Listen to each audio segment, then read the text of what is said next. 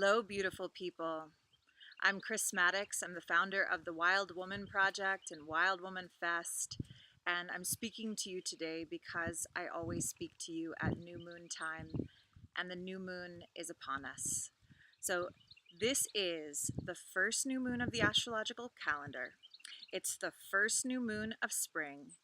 It is essentially sort of like nature's new year. It's coming right after the spring equinox. So the way that we sort of hold new moons anyway is the time of beginnings and really sort of viewing them in that way. This new moon on March 27th, the new moon in Aries, has like a mega beginning vibe, you know? It has more weight to it. And so we're really stepping into this new chapter, both sort of collectively and obviously personally in our own lives. So we're looking at this moon cycle. It starts on March 27th, it ends on April 25th, and it is a chapter in our lives. And so here at the Wild Woman Project, we really tune in on this new moon time and really treat it like a retreat and see what we can do whenever we kind of close our eyes and turn inward and reflect. We're doing like the moon does at new moon time. And if you stand outside on March 27th and you look up, you're not going to see the moon. She's modeling a retreat. So we do the same thing. And we do this in Wild Woman Project circles all over the world. We do this in the digital New Moon Companion, which you can download. And we do this right here in the New Moon Report. So there's tons of ways to kind of carve out a little space for yourself. So our theme, we always have a different theme. And our theme for this new cycle, this new moon, is about power. And it is a continuation of the series we've been in, the Mystic Moon series. So when we talk about power and we evoke the quality of power, we're talking about it in the deepest sense. So there's a respect that's needed here when we begin to contemplate power in our lives, because we've seen, a lot of people have been really into power. Hitler was really into power, and other people have uh, used power in dark ways. And I think that a healthy amount of respect for power is a good place to start and a good place to stand in as we begin this discussion. So, the question that we're asking at the Wild Woman Project this cycle, so it's something to just, you have the opportunity to kind of be in this question. And the question is, will I allow the fullness of my power? So, will I allow the fullness of my power? Sort of indicates this thing of remembering that power is not something you have to manufacture or create. Power is something, it's like your divine inheritance. We all have it. All of life has power. I'm sitting here in the natural world and I see power everywhere in the creek and the leaves and the little sprouts that are using all of their life force to come up in these early days of spring. The sun, the earth, on and on. So there's a wonderful line from Alice Walker, and she says, the most common way people give up their power is by thinking that they don't have any. The most common way people give up their power is by thinking that they don't have any. So this new moon at the Wild Woman Project, we are remembering that we actually have a ton of power, and especially as human beings. We have so much power to create things in our life. We have so much power, and I think many of us are walking around, I know certainly myself included, not really fully remembering that all the time.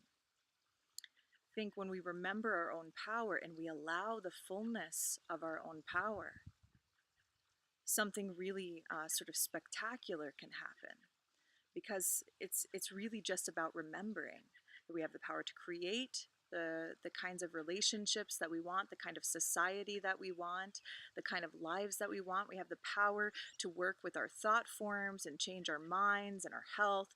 We have so much power. We have power to affect change in the people around us and the lives around us, the people that we touch in our everyday lives. We have a tremendous amount of power to create. And this new moon in Aries, if you look towards the astrology for some guidance and inspiration at this time, you can think of the constellation of the Ram. And you can think of, the ruling planet of Aries is Mars. Mars is like drive, drive in all forms, drive ambition, drive to move forward, sexual drive, like power times 100. So I don't know the exact math, but it's a lot of drive, and I live right next to a farm in Leicester, right outside of Asheville, North Carolina, Franny's farm. And they have, I don't know, 20 or so sheep over there. And, every once in a while, they get a visit from a ram from another farm. The ram spends a little time with all the sheep, and suddenly there are babies. So that speaks to sort of the feel of this time, It's just like incredible amount of charge, incredible amount of energy.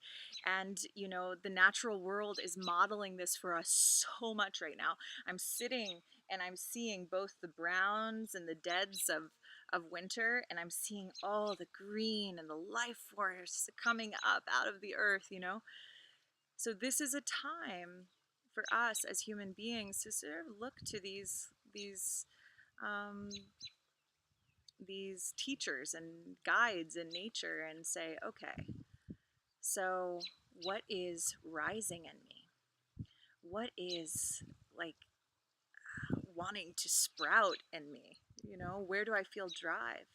And so really thinking about this quality of power and thinking about what would happen, in a world where human beings and women in particular fully allowed their power. We haven't seen a world like that yet. We haven't seen a world where both women were allowed and women allowed themselves to stand in their own expression of power. And there's so much necessary there to think about. And I think so often we put power in a box. We see all of these people, maybe in the headlines and on the newspaper who have really just reached for the highest places and seats in society, those seats that we associate with power. And they've done so in ways that have not been, in alignment with a lot of integrity often, right? So we see abuse of power all the time. But this is a different thing that we're talking about. We're talking about you and me and the people that you love and the good-hearted people of the world, the people who are, trying to do their best from day to day, trying to live consciously, trying to live with integrity, trying to live in harmony with the earth, etc., etc., etc. Those kinds of people going, what does power feel like? What does it look like when expressed through me? That's the question that we want to know. What does power look like when you allow it in you? So that is our exploration for the new moon, and it's going to be something we carry throughout the cycle as we begin this new year, nature's new year. So if this is something that you want to go deeper with, if you want to really dig into this theme with an experiential journey, you can go to a Wild Woman Project Circle. There's a link below this video so you can find one near you.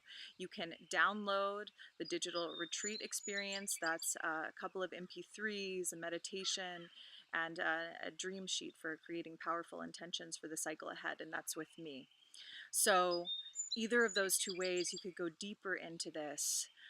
However you decide to spend your new moon time, my prayer for you, my wish for you is that you really activate and allow the fullness of your own power. Because I want to live in that world where you are really allowing it and we all are. I want to live in that world, so let's do it. I want to mention one thing. Wild Woman Fest is coming up. We have it in August, and it's on top of a mountain, and it is an epic sort of retreat festival hybrid. It is a place where we circle and we do rituals and yoga, and there's lots of chocolate and bonfires, and it's just a delicious, soul nourishing, like summer camp for adult women.